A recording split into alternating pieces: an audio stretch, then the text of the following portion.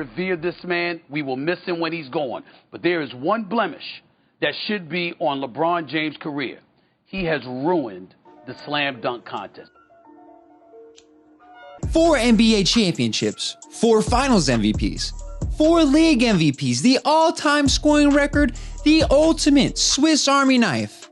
The face of the league with no scandals, but I still got a bone to pick with you, LaMickey.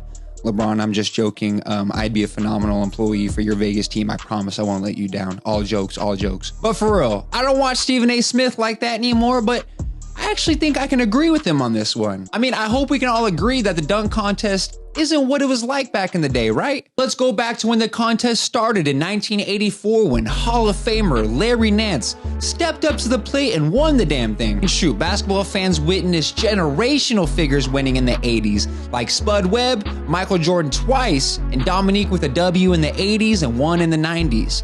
It didn't slow down in this next decade either, with all worldly athletes like Isaiah Ryder revolutionizing the contest with the East Bay, the 2-time winner and bucket getter Harold Miner, and self-explanatory Kobe Bean Bryant. Then things really started to heat up as the year 2000 introduced us to the most berserk dunk contest of all time, having unbelievable performances from Tracy McGrady, Steve Francis, Jerry Stackhouse, and oh yeah, Vince half-man, half-amazing Carter to win it all. With Jason Richardson putting up 2 W's with his underrated dunking abilities, it was now time for the chosen one to carve out his spot, like all the athletic megastars coming into the league in the dunk contest. Coming into the league like a speeding rocket, LeBron was sensational, leading the Rookie of the Year race by a mile, being 13th in the league in scoring, 13th in the league in assists, 14th in steals, and improving his squad winning total by 18 games. All while being 18 years old, crazy enough. Now with averages like 21 points, 6 assists, 5.5 rebounds, and 1.6 steals, many would assume that those are all-star numbers, many including LeBron. But sure enough, the young king was snubbed and reportedly was very hurt about this, and kind of understandable as his stats were extremely comparable to other historical players that got an all-star nod in their first year in the league. But why am I mentioning this? Because according to Brian Windhorst, the guy when it comes to breaking LeBron news, James felt so disrespected about not being selected that he changed his mind about doing the dunk competition his rookie year. So I mean, I get that for sure. You're supposed to be the chosen one. You want to be in that echelon of players that were first-year all-stars. Sure, I think it's fairly valid. But he also stated that this would have been the only year he would have done it if he was going to do the contest. Are we as fans going to let that slide? In an interview over a decade ago, LeBron described how there was no gain and all bust when it comes to the dunk competition, describing it as, if I lose, it's a complete waste of my Saturday. Well, LeBron, I'm a 6'2 3/4 white guy who can barely put in a rim grazer, so take my opinion with a grain of salt. But goddamn it, Bron, I don't think you'd lose. We've all seen those pre-game dunks that leave all of our jaws on the floor. Even at age 57, your ass was putting up crazy stuff during the All-Star game.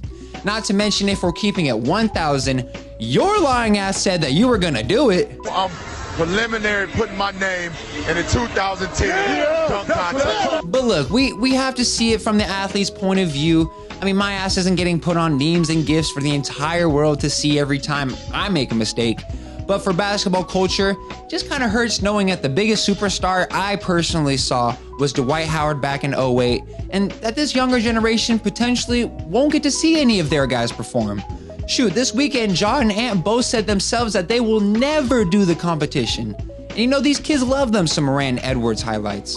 But nevertheless, I think these stars feel comfortable doing this since LeBron is the face of the league and he never did it himself.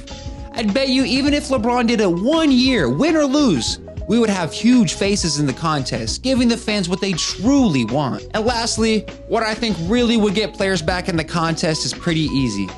Pay them more money.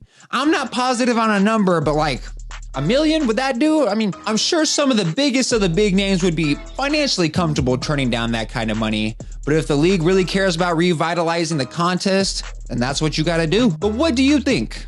Is this just the era we live in where social media is too large and intertwined in our lives to the point where we ruin good things for ourselves? Could you see any of these upcoming jumpers like Scoot Henderson coming in to challenge someone like Mac McClung? You let me know down in the comments below, Dash and Hoop fans. And as always, y'all have a phenomenal rest of your day.